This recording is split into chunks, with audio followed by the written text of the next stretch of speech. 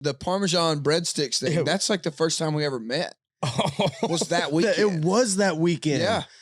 That's why we feel like we've known each other for so long, because I feel like we've been doing that since For 8th sure. grade. For sure, dude. Breadsticks with all of my best friends, Parmesan. Whoa. Like we never left, dog. Let's go. This is Just Being Earnest, and we're coming for that ass. Just being earnest.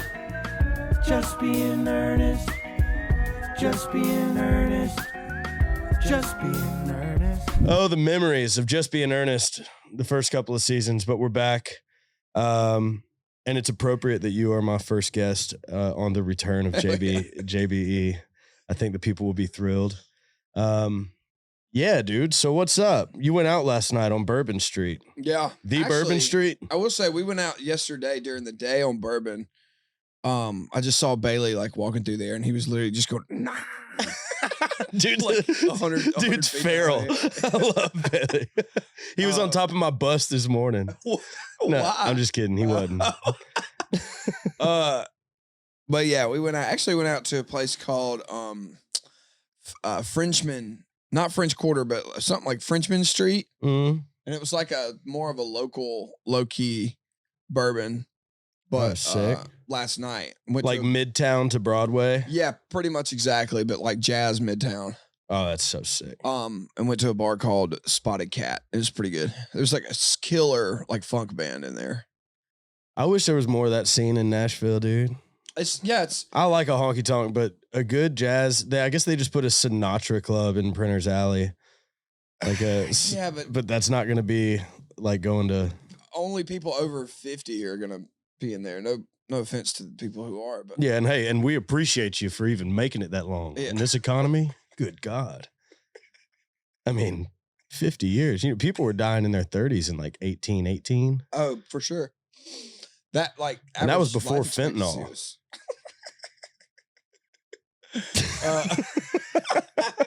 Dude, So that's crazy. So it was Tanner's birthday yesterday. How old is he now? 33. So he and I are the same age, but That was a he's big few year for months older. Jesus. Damn sure was. That's crazy. 33 though. I'm 31. You're 33? Yeah, I 33 in September. Virgo. Yep. Yes, a Virgo. God, we're getting old. How Yeah, old would we we when we met? I would have been 25 probably. Let me think about this. We met in 2017. So what year were you born? 92. So probably 25, and I was 27. Wow. Dang, that's crazy. It feels like we've known each other longer than 5 years, though. It does. But I know specific because this is so Yeah. weird. What do you have a first memory of meeting me? Yeah, it was on the Tree Vibes bus. The Tree Vibes bus is how I like straight up how I like notch my timeline in the past. Yeah, that I guess you're right. Like pre-Tree Vibes bus, like broke. Mm-hmm. Long hair, Michael, and then it was like I remember the Tree. You had a Vibes Mississippi era. Braves hat. You always wore, right? And then it was like the Big Loud era, and then but like I specifically remember me and you we just met on the bus, and the Parmesan breadsticks thing. That's like the first time we ever met. Was that weekend. It was that weekend. Yeah. That's why we feel like we've known each other for so long, because I feel like we've been doing that since 8th grade. For sure, dude. Breadsticks with all of my best friends, Parmesan. Whoa. Like we never left, dog. Let's go. This is Just Being Earnest, and we're coming for that ass. Wow. That's good. So stuff. this is good. God, you could eventually just be my co-host, but I know you're not afraid to go deep, so I want to get deep for just a second. Okay. Off the bat, how have you noticed life change for you ever since you've joined the Illuminati? We can't talk about that. Okay, I know that's the whole bit, though, isn't it? I've been wanting to ask you that for so long. I mean, the one eye thing, we all see it, we're all thinking it. And I mean, dude, business is booming, right? It's doing pretty well. That's awesome. And that was a Seth England idea for sure. Saying that or the Illuminati? Joining. Oh, yeah. Of course, dude. Joining. That's hilarious. No, I think dude, what I think is so sick, and we were talking about this in seriousness, the separation of all three of our brands, you, me, and Morgan, and how Joey is such a G behind all that, of being able to think about how many versions of country music he's made, like, and been able to dial a brand for this artist, that artist, that artist. I don't even know. I wonder how many songs he's produced in Nashville. 1,000? Man, probably. I mean, he, God Made Girls, like he was on doing Ray Lynn's. He's done 100 almost of only Morgan songs. You think about it. Yeah, wow. And then he did Jake Owen's first record. He did all the FGL records, all of mine, all of yours, and you have 3 out now. Yeah, 2.5 if you. Yeah. Yeah. Yeah, he's. I mean, somebody probably should do the math. So if you're a fan, go figure out how many songs, how many country songs Joey Moy has produced. Tom's on it. I already know Tom's on it. Shout out Tom. If you don't know Tom, you will. Tom's the man. You met Tom. Yeah. Yeah. Let's see here. This is good, dude. There's something to be said for, I want to say humble beginnings, but also like, yeah, we did meet on the Trevas bus, and at that time, our perspective of what all this was is so different than what it is now. Yeah. A lot of the stuff that didn't make sense then makes sense now. But I think talk some about your experience going from songwriter to, you'll be headlining arenas next year. Dude, it's crazy, but so I would say the beginning of 2018, I was a full-on songwriter, zero, and you know this, intention of being an artist. Like, I just wanted to write songs and play golf every day. And I had Up Down kind of finally sort of popping off, but it was still unknown because Morgan was still like barely known. Right. You know what I mean? He just had The Way I Talk out or something. Yeah, like that, right? yeah. Anyway, and around like February, March, I remember Tyler Hubbard, especially Tyler, BK a little bit, but really Tyler, kept hounding me about like, dude, you need to talk to Seth England. You need to like, I'm telling you, like, you could sign a record deal. Like, you got a thing, blah, blah, blah, blah, blah. And everybody's singing your demos trying to sound like you. Yeah, but I was watching like, and at that point I had gotten to be pretty good buddies with Morgan. I was watching him, Jameson. Actually, Jameson claims he signed his after me, but either way, I was watching some of my friends like go through the freaking grind, and I was like, I don't know if I want to deal with that. And so I was super, super reluctant. And then I guess the short story is Seth pretty much called me, and Joey Moy both called me separately, and they were like, parking lot too.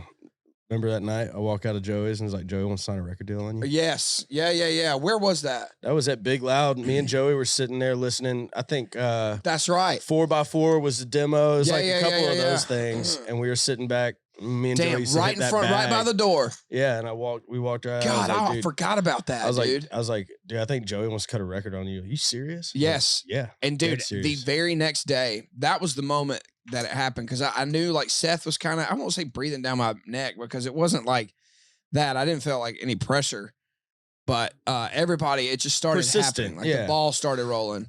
And then Joey called me, who's been my favorite producer since like I was 12 or whatever. Yeah. And he was the one that was like, dude, I want you to, if you ever want to put out a record, like I want to produce you. And I was like, all right, I probably need to do this. And then pretty much met with Big Loud after that. And the rest is yeah. I just write that.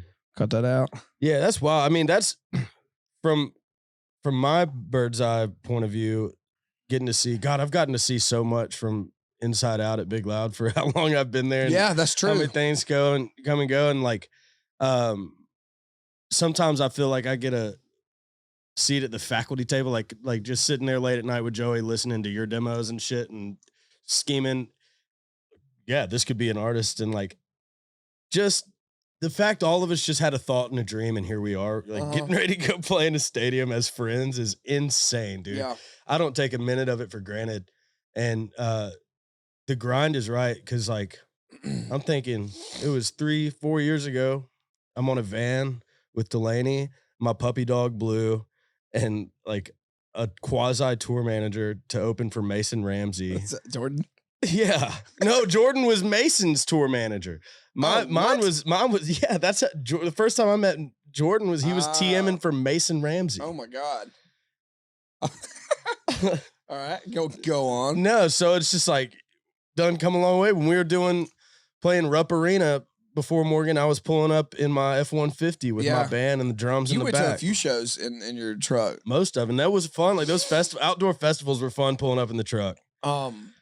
Man, yeah, those, like, you gotta, the grind thing is so humbling. And so even when you get a bus, but you hit those couple of years of like, a month gone and like, 17 shows in 3 weeks. And like, man, that stuff is so like necessary. I feel like, and not everybody goes through it, and that's fine, but it's just, there's something about grinding, and then it just makes you appreciate everything so much more. I don't know what it is about it, but it just, like, even like life, and I don't know what it is, but just something about going through that process makes me feel like, I don't even know, like everything's all right. I don't know.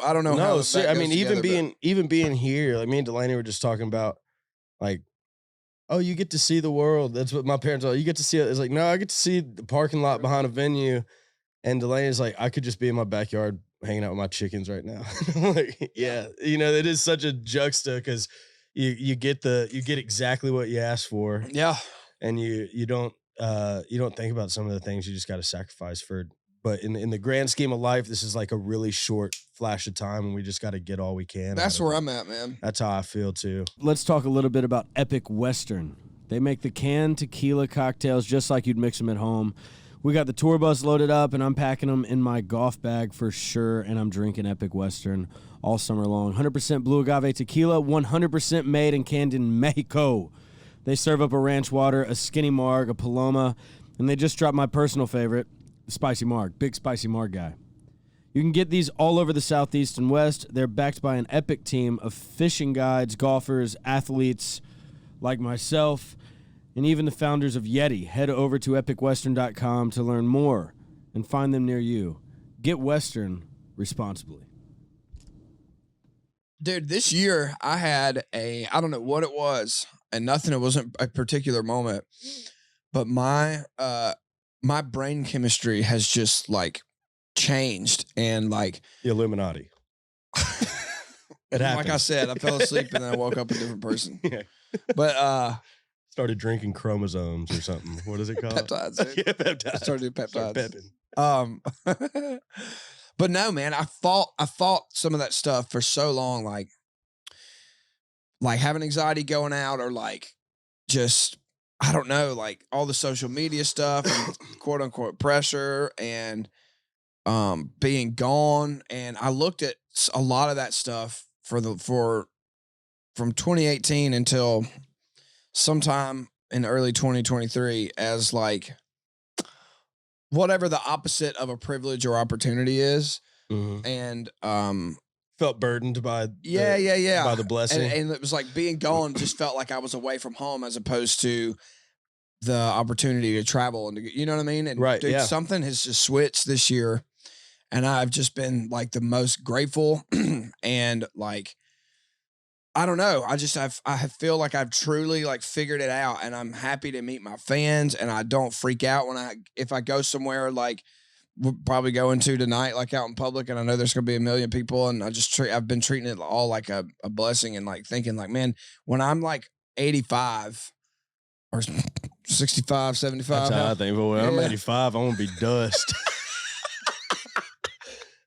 But I don't want to look back. It's like constantly in my head now. Like I don't want to look back and be like, man, you didn't go to this or you didn't do that because you were like freaked out that too many people were going to know who you are, or just something like that. And I just kind of finally got to a point where I'm like, fuck that, dude. Like, yeah, just go have fun. And the anxiety is real though. Anxiety. It definitely is. It is real. And it's like social anxiety, and it can be crippling. And I deal with it sometimes too, which is hilarious because, most people probably see me, know me, think I do love being life at the party and, you know, the happy, energetic guy, but it's like, I also really like, those are controlled settings and then sometimes where you can leave. Yeah. If you want to. Yeah. I feel that.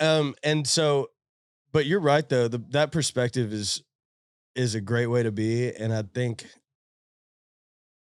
I've kind of been having that wake up call too lately. And the adjustment is natural because you go from nobody knowing who you are ever, and you're around it all the time too. Like we've both been the guy in the shadows before, and not the attention's not on you. And then as soon as it does, it's like it's jumping in freezing cold water for a second. So the adjustment has to happen. Yeah.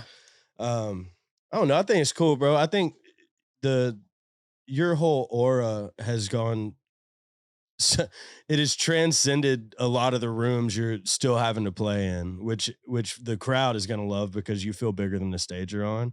And God, dude, I'm just so lucky I get to see you and Mo play every night. Like my stage confidence and how I move on stage is I'm like, damn, Hardy up there moving. Dude, that's a real thing. Like I got my, like I watched FGL. God. Man, how many times did we see FGL shows? Dude, like, I don't know, 100? Great show. By the way, Florida Georgia Line concert. Yeah, it was awesome. The most nostalgic. Awesome. Anytime I hear an FGL. Anyway, sorry. No, probably 90 to 100 shows. Seriously, and then after that, immediately I signed my deal and I went on tour with Morgan and I watched him every night. And just kind of what you're saying, like I learned how to perform literally from that, just that, and then kind of figuring out my own little quirks and stuff. But like, it's cool to be able to watch your friends play but also learn something, even if you don't realize that you're learning something from them, you know? Bro, your little hunched over zombie walk that you've added to oh yeah, dude. That's the my gorilla walk. Yeah, dude. When you go, you just let it ring on him. You look like you're about to pick up a keg and start throwing it like Donkey Kong. Donkey Kong. Throw a barrel. Throw barrels out the crowd. Yeah. So that's funny. Awesome. Oh man.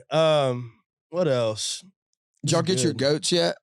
They've been ordered. Yeah, we got 3 goats. We got the goat barn arriving on Tuesday morning. Okay. The pen. How do you deliver a barn? I'm about to find out. It's a 8x10. So it's like yeah. It's a goat barn. So like think of it like a lawnmower shed type. Yeah. The goats should be in, I think, the following week. We're getting 3 goats. And then Delaney knows, I think we're going to end up with 7 goats. Oh, my God. I know for a fact we're picking up, and Austin, you will be there because there has to be footage. On our way back from California, instead of flying, Delaney and I are taking this bus through Albuquerque and picking up 3 more goats. You're fucking kidding. And then going to drive 18 hours. Is there something special about these goats? Like, why? There fucking better be. That's kind of what I mean. They better be or something. I'm just kidding. Hey, are y'all getting any fainting goats? We'll see. Dude, depends.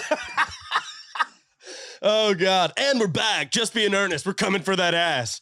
No fainting goats. Delaney had fainting goats growing up, and Matt, her brother, I think, took advantage of that too much, and just them things are hardly ever on their feet. Bro, it's crazy. Like, do you have goats growing up? No, no. But you killed about anything. Yeah. If we would, yeah. Okay. That was another thing.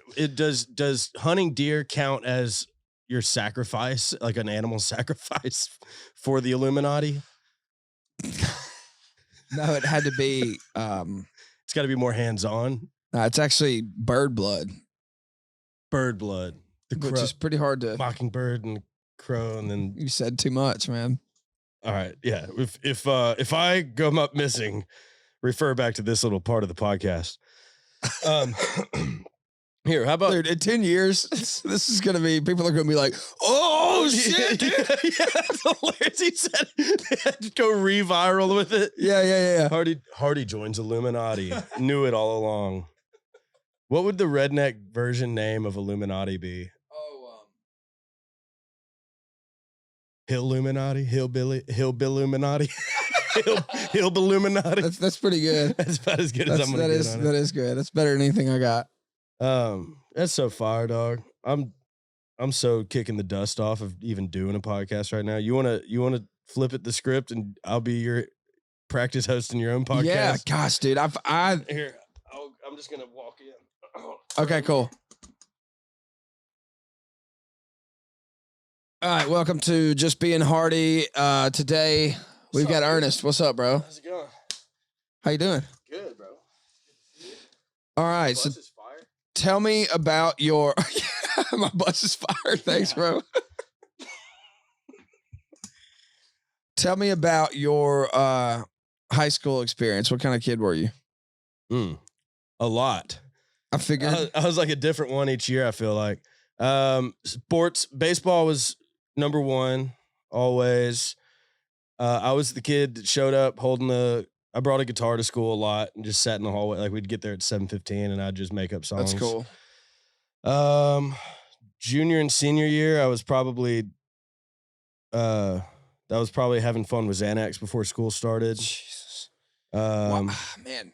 Yeah, that was like, I'm looking back now because like I'm pretty chilled out compared to junior and senior year of high school. Me, for sure. I think, and I don't take this the wrong way. I think you've chilled out since I met you too. I've chilled out since the last time we did a podcast. Yeah, 100%. Remember, you were like, you need to chill out drinking sometimes.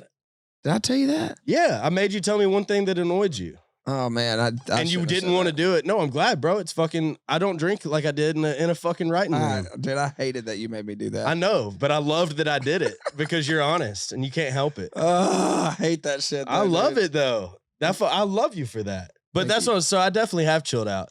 I'm stoned right now. That's different though. Dude. Totally. Yeah. That's just easily But man, we were all freaking growing up at an alarming rate, and like we were saying, you kind of got to. Dude, think about all the guys, all the artists that are sober. Yeah. Like, there's more than people think. Yeah. I don't know if people, I don't know how many people have like announced it or whatever, but there's a lot of people, a lot of artists that don't drink anymore because they got burnt out on it. It's a tough one. It's a tough thing to sustain when you're already not going to be getting much sleep. At least 4 nights a week, you know? And if you want to drink all day, you can drink all day. Yeah. Yeah. Like you can just wake up and drink all day if you want. And some people do.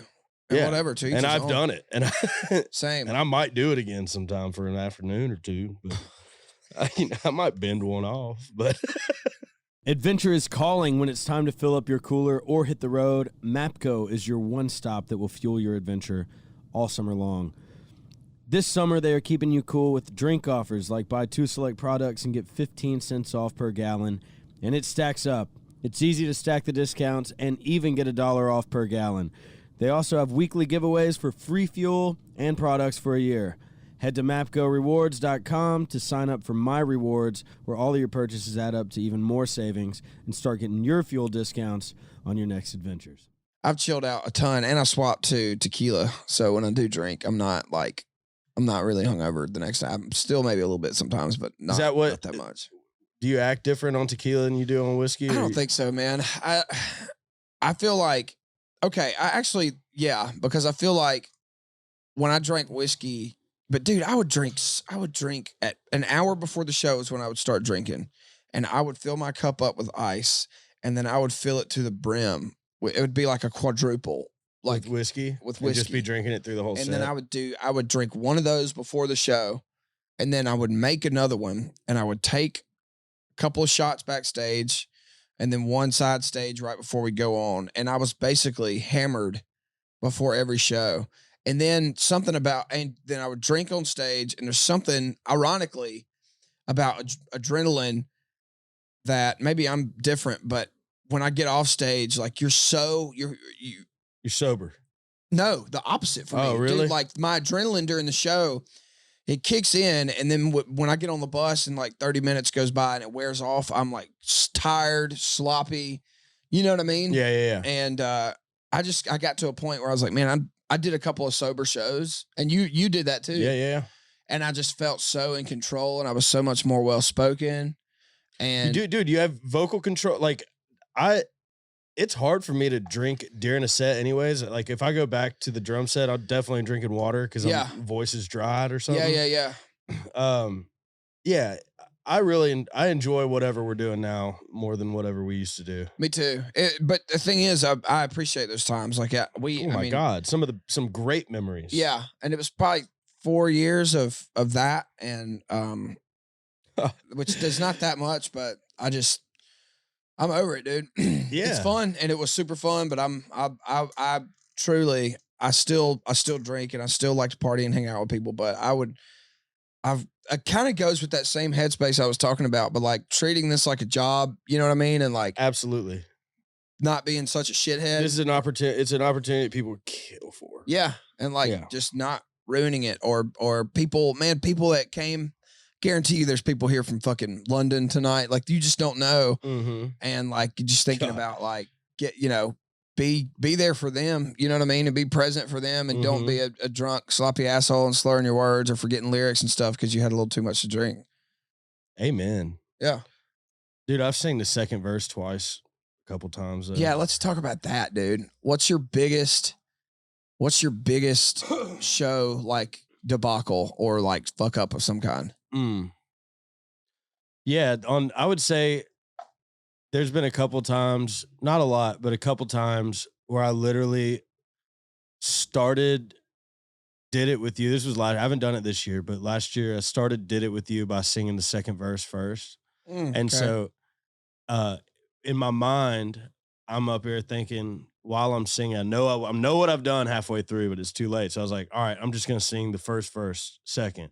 And then muscle memory kicked in and I sang the second verse second. So I just damn near repeated the whole thing. Do you think people notice? Some people, like, there's sure. Yeah. Not most people. And I don't mean that as in like, obviously the fans, but do you think people picked up that it was a mistake? Like even the fans, were they just kind of like, oh, well, he's doing the second verse. I'm sure in every concert, there's like some capable fans that are also like do what we do to some extent, or even watch, especially in Nashville, watching judging your ass, just waiting for some shit like that to happen, dog. Nashville shows. Here's the Nashville show stance. 100%. It's like, dog, especially like industry related shows. I did a couple of those, and man, there was one, and we come in hot with our set and all that, and it's just, when you know everybody in the crowd, it's just honestly horrible, dude. Yeah. Because they're giving you nothing. Yeah. Because it's Nashville. It's like it's kind of like in this weird way, and this is no knock to people but they have too much pride because everybody knows everybody to like let loose and just be a fan. You know what I mean? Right. That's totally. Everybody's looking at each other like, I'm not gonna go up there and blah blah blah. I'm not gonna be the only one. Yeah. Yeah, there's another thing that happened on the road last year. I almost spit into the microphone, dude. I've done that, and you're talking to your cup. I literally almost did that. Yeah, I've done that. Last year we had a tech problem, and all of our like tracks were not working. It was a headline show. I think it was Macon maybe, but I did 50 minutes on just acoustic guitar. Thank God. Oh, no way. And was it Crazy Bull? That's a Might have club been. in Macon. It's a long like shotgun room. I think it was. That's funny. And they'll remind me exactly where it was. It was on that run for sure. But yeah, dude, I had to do 50 minutes acoustic, which thank God I can. If I was just like not able to do that, then we'd have been up shit's creek. Yeah, it's cool because sometimes those create moments. It was awesome. Yeah, you and me and other guys like us who are just songwriters, that I love a bar stool and a guitar and a microphone, and like totally. I'm not on a click track. I like when you play Sand in My Boots. Like yeah. There's just songs that you can actually own a little bit when you got the way you wrote it. Yeah, that's true. I want to do that in the fall. I'm bringing out, Laney's big moment will be Wait in the Truck, but I was trying to think of something cool for Dylan Marlowe, and he's such a good songwriter. I was thinking about doing the thing at FGL. I kind of stealing it from FGL, but back in the day when they had Jaron, Cole Swindell, and somebody else, maybe, but I think the three of them just sat on bar stools in the middle of FGL set and played hits that they wrote. Oh, I love that. in the middle, and I think that'd be cool to do with Dylan because he's got the John Party song, and I don't know if he's got anything else out, but I he might might. But steal he's got that so one many day good too. songs. That's a great. I Yeah. love a. Just take a break and treat it like a writer's round. Man, those were fun. Like playing writer's rounds back in the day was super cool. No, we're gonna do the same. My band. God, the Tippler. Yeah, dude, the Tippler. Damn. Where else did we play writers rounds at? There on Belcourt Taps. Oh my God, You dude. remember the Belcourt Tap Absolutely. nights? Listening room, obviously. Dude, I remember playing around at Belcourt one time, and I believe it was myself. I mean, this was 2015, dude. Ingrid Andress, Jordan Davis, and like one other person that now has a record deal and like has songs on the radio, which is so crazy to think about. That's where you just never know in Nashville, which is cool. You never know, and all 4 people on the bar stools up there are gonna end up having record deals. That's insane. What I was gonna say, dude, what we're doing. So you know how I did those, like the junkyard sessions we did, like broke down. In the bus lot? Yeah. So we just shot 6 more of those videos at the Opry House around the circle. I'm gonna call them the circle sessions. That's super cool.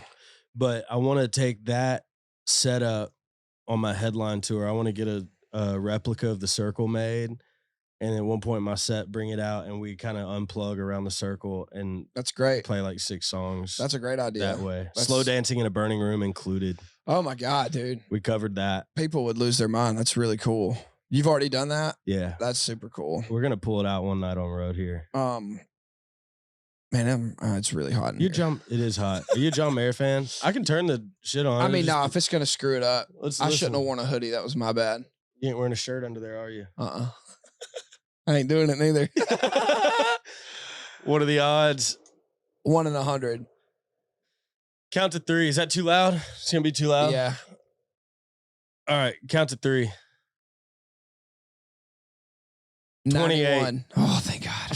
Hey, I would have done tarts off with you too. I would have done it. We'll do it one day. Okay. When we've been hitting the gym. You've been longer than I am, but maybe this summer sometime we'll be looking good enough. We'll do it shirtless. Yeah, we'll spare you all that. My mom asked me why'd you take your shirt off in Australia?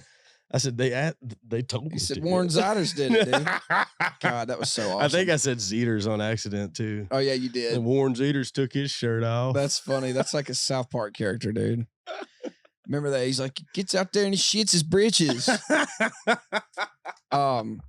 Dude, I was gonna tell a story. And I think you know this story, but we were playing country concert, which is in Fort Laramie, Ohio, and it's like, have you done that yet, dude? The crowd is enormous. It's like 40,000 people. Yes. And this was a couple years ago. I was a little hungover, hadn't eaten, and we had one of the day slots because after us was Chase Rice, and then after him, I think he was direct for maybe Eric Church or something like that. And we go into Boots, and we're killing it, dude. Like the crowd is loving us. Like it's super cool. It's our first time playing that festival, and the headbang part of Boots, I was so jacked up that we headbanged super hard, and I was like squatting, doing the thing. And when I came up, all of my oxygen had wherever it goes to make you pass out, that it went there. And dude, my vision went to like a pinpoint, and I could feel myself like leaving my body. And I like went into. Do you think you were dying for a half second? I just thought I was about to faint in front of 40,000 people. And I truly thought I was going to faint. And dude, I went into a full blown panic attack on stage, and I had to keep it like, I didn't let it show, but. So you didn't faint and you came back. I came back. I remember coming back, and I was so disoriented that I couldn't even sing. I woke up after the breakdown, I just kind of like mumbled words. And then I finally kind of got back to normal. But dude, for some reason, it instilled like this weird fight or flight. Like I panicked, and I did the whole rest of the set completely panicking inside my brain. It was so crazy. And then Oh my God. for like 10 shows in a row after that, every single time our pre-show music came on and my ears are in and like we're about to go on stage, I started panicking for like 2 weeks, dude. and I couldn't snap out of it. And it was horrible. So every show for like 2 weeks, and we had played some really big shows. Faster Horses was one of them. Yeah, that was a great show too. And I just freaking, you would never know it, but I was up there freaking Having the a fuck panic out. attack. And then I played my county fair at my hometown, and I was still in the middle of that, and I was on my bus getting ready, and I just kind of looked in the mirror, and I just kind of had a moment where I was just like, "You're not going to do it tonight. Like, you cannot let yourself do it." And sure enough, that broke it that night. Like, I went out there, and I had a great time, and zero panic, and it like broke the spell or whatever. But dude, it was the weirdest mental. I had Power of the yips. mind is insane both ways, dog. Yeah. You had the yips. I literally had the yips, dude. That's a whole nother Couldn't get out of it. conversation. Yeah, I know. Speaking of mirrors, we ain't talked about. Have we talked about the ghost story on this podcast, or we just talked about it off the podcast? I don't know. I don't think so. I want.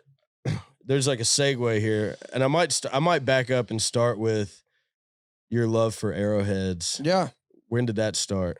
It started. I love your love for arrowheads. Thank you. Yeah, I think that's badass.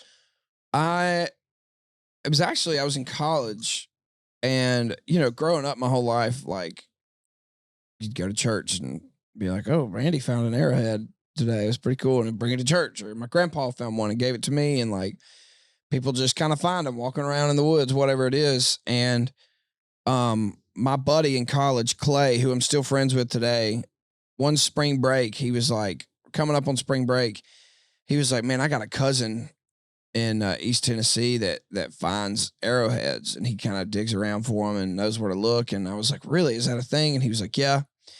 And he was like, "You got hunting property in Mississippi, right?" And I was like, "Yeah." And he was like, "Dude, instead of going to the beach or whatever," he was like, "We ought to go down there for a week and just poke around and see if we can find some arrowheads." And I was like, "All right, cool." I was like, I know all that property like the back of my hand, and I've never found anything, but it's worth a shot. So, sure enough, we went down there and we started walking this ditch that I swear to God is not as wide as this bus.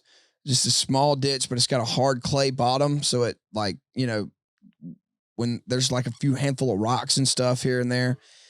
And we turned this corner and we started walking this bank, and he leaned over and he picked up an arrowhead, and we were freaking out. And because it was just like, holy shit, I can't believe this is here. And I've been hunting this place my whole life. And then, so we freaked out. It was super cool. And the next morning we went back, and I remember sticking my hand in a like a big old pile of clay and just scooping it out. And right on the top was this perfect arrowhead. And that was the first one I ever found.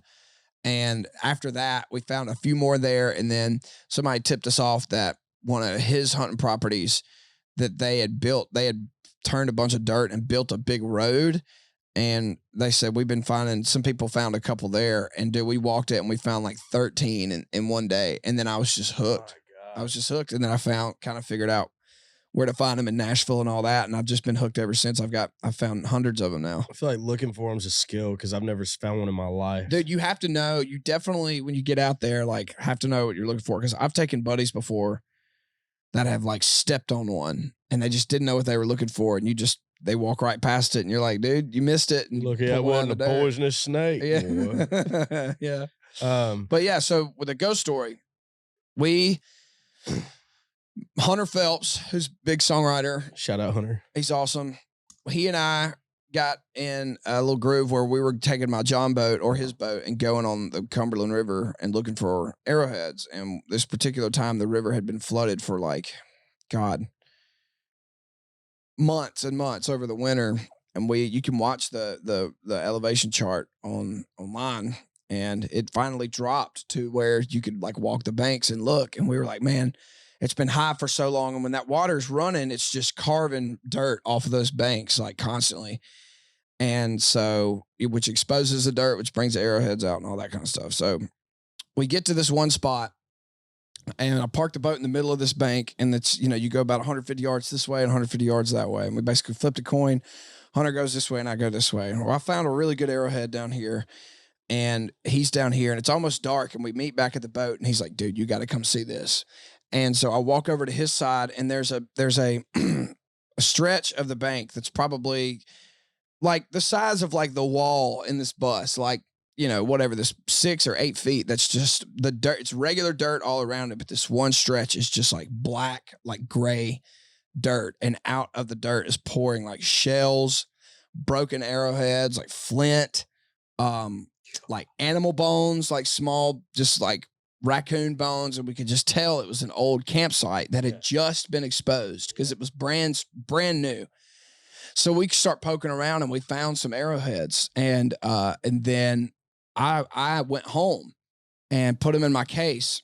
And I mean, I don't even know where to start, but after that, I don't, it had to do with something. It had to do with that spot. And I don't think it was like a particular arrowhead, but something. You don't think it was a particular arrowhead? It very well could have been. I don't know. It came back on your shirt or something? It came back in the boat with me, rode in my truck. Dude, Yeah. It started out for like a couple of weeks. Or no, like really a few days after, my truck alarm would just go off in the middle of the night, and it just kept going off. I didn't know that. And I lived out in the middle of nowhere in the country, and so I would jump up out of bed in the middle of the night and run down there and turn the alarm off, and then the next night it would do it again. It did it around the same time every single night, and then Callie and I hung a big mirror in our guest bedroom, and she's even more meticulous than I am when it comes to, you know, furniture, decorating, all that kind of stuff. So we spend 10, 15, bruh, no. Oh, no way. You better take your ass somewhere else now. I got a wife back here tonight. That's crazy. That is crazy. Dude, holy shit. No, dude. Hell no. Super no. Super no. Hi, I'm Doug. Doug who? Doug Super no. Jesus. No, anyway, Christ. holy shit. Was this a brand new mirror too? We ordered it online. We hung the mirror. Freaking eyeballed this mirror for like 20 minutes to get it perfectly center. And then the next morning we woke up and there was a big old scratch right across the front of the mirror. And when I tell you, like, we looked at it, I mean, and then we went down there the next day and it was undeniable. And then after that, I would start waking up in the middle of the night and like my bedroom lights were on, lamps were on, like the downstairs lights were on, and it was an A-frame house. So like every light in the house had to be off for it to be dark to sleep. So I wouldn't have left them on. Sure. And then one morning I got up when my windows were open. One morning I got up. Your windows were open? The house windows were open? Yeah. Like specifically the ones behind the sink kept opening up every single morning.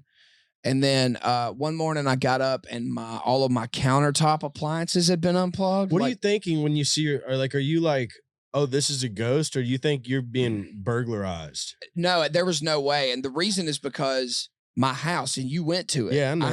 I lived in this cabin that my driveway was a mile long that you go into the woods, and nobody would be coming up there to. Dude, no, wouldn't even. You have to go through a little gate to even get there. The house is completely hidden, like completely hidden. So I knew something was going on. And then, the countertop thing. And then I'm trying to think. One night, Callie and I were watching Yellowstone, and we heard something downstairs.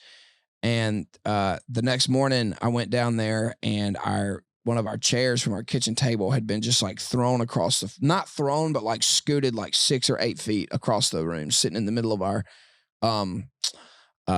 living room. And then so then that was when Callie quit staying with me. She was like, this is freaky, I'm not staying with you, because that was before we lived together. You should have put up a damn camera in there. You know, I should have, honestly, in hindsight, I should have done something like, because I definitely would have caught something. You would have caught something. But then the pinnacle of it was I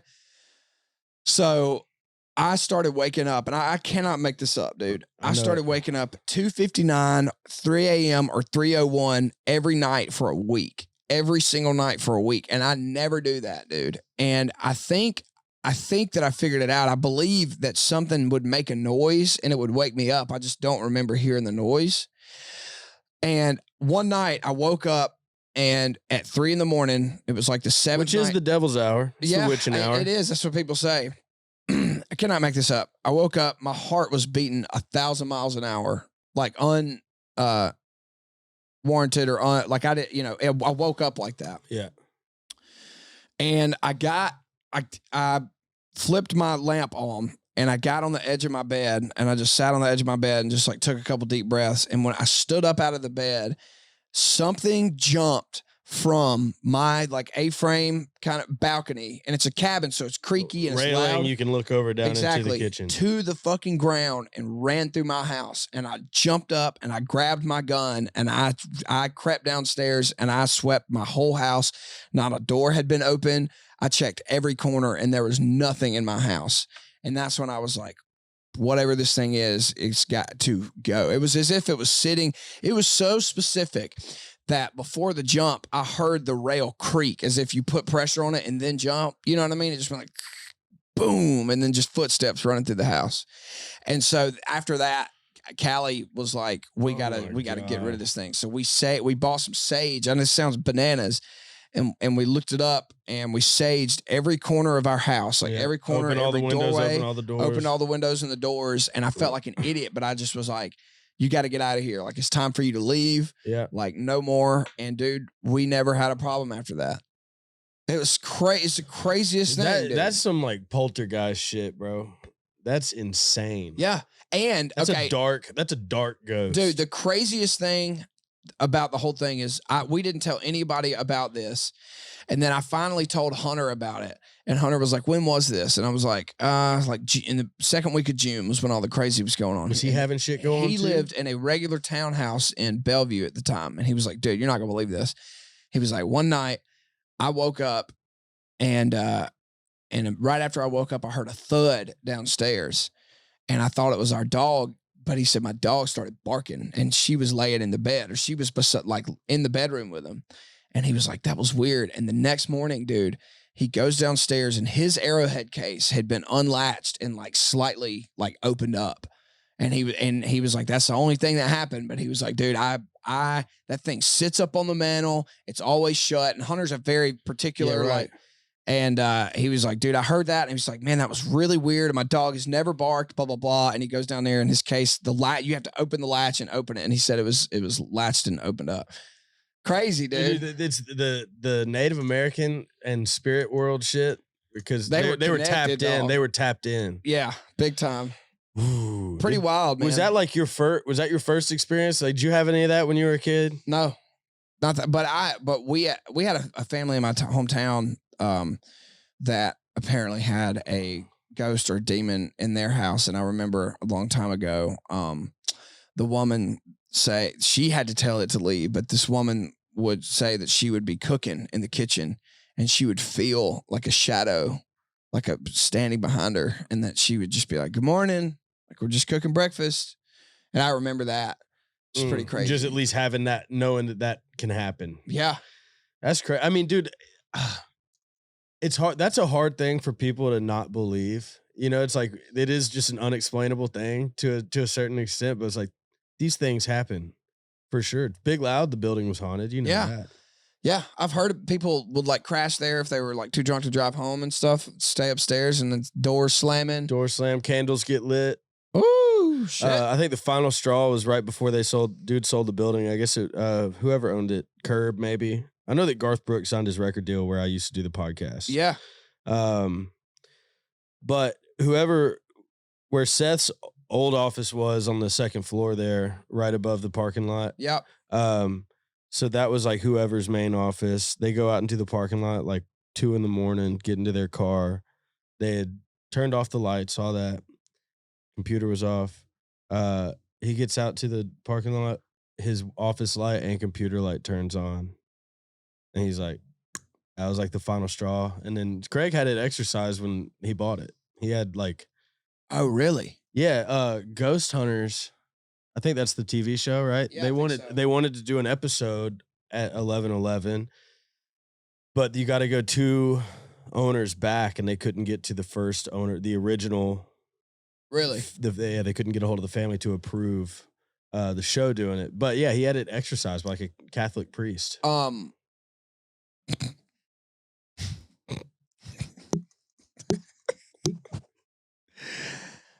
Corn Man, which is now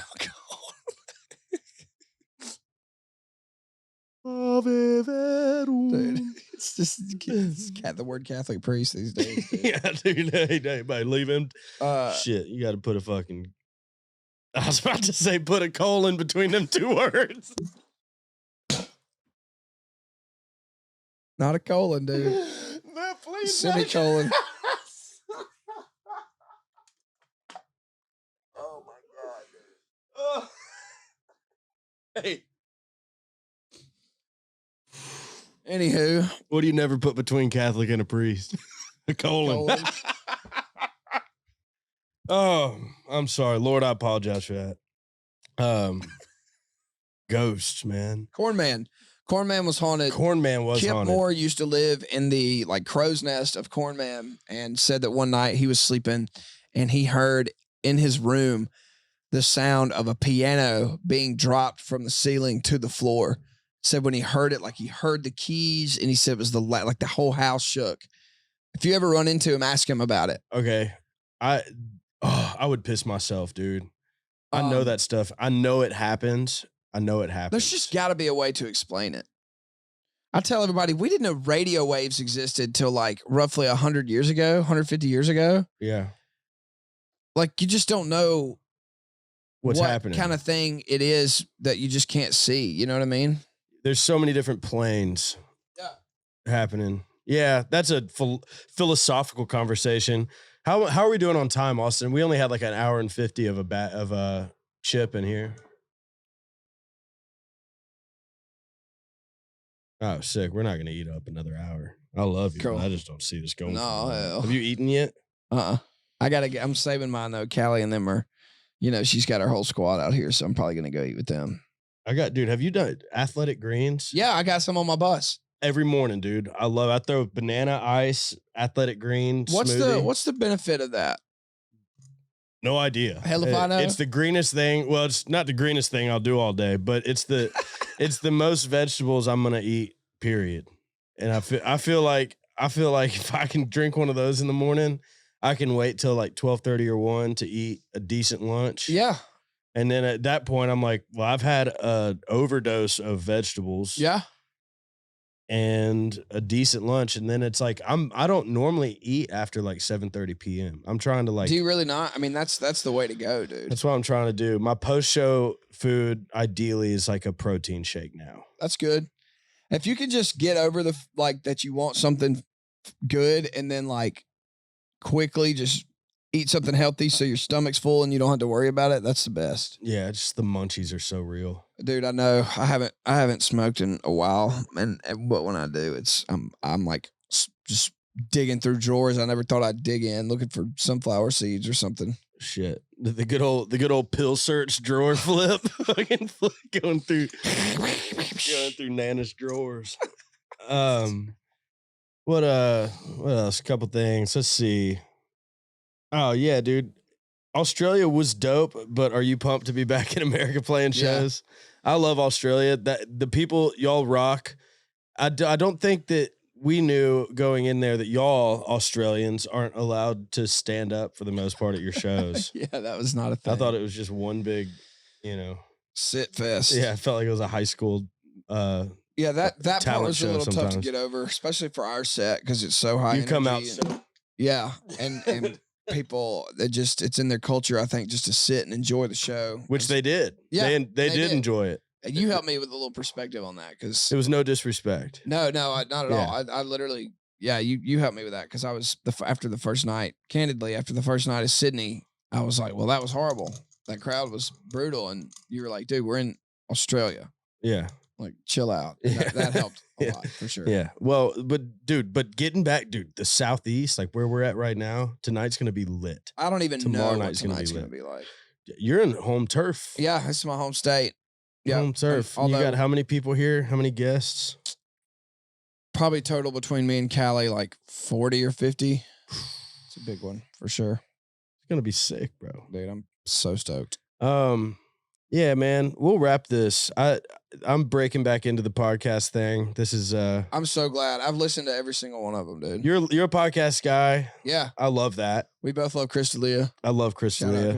Shout out Chris D'Elia. Shout out Theo Vaughn. That's a bitch. Love Theo. Theo, I'm ready for this past weekend, whenever. Bert, I can do it too. Bro, I want to meet Bert so bad. Bert's doing the run we just did. He's Auckland, Australia really? right now. Yeah. Dude, I'm going to the beer. I'm not gonna give a bunch of details, but the beer Olympics in June. Yes. I'm gonna be there, and Okay, I think Bert's good. gonna be there. I hear there's athletes, comedians, and artists, and I said, which one do you want me to be on? Hey, which team needs me? So you're all three, baby. That's it. I'll be the all-time quarterback. All right, cool. Well, this is the reboot of Just Being Earnest. My good friend Hardy, and thanks for coming on. Hell yeah, we always a go. pleasure. We're coming for that ass.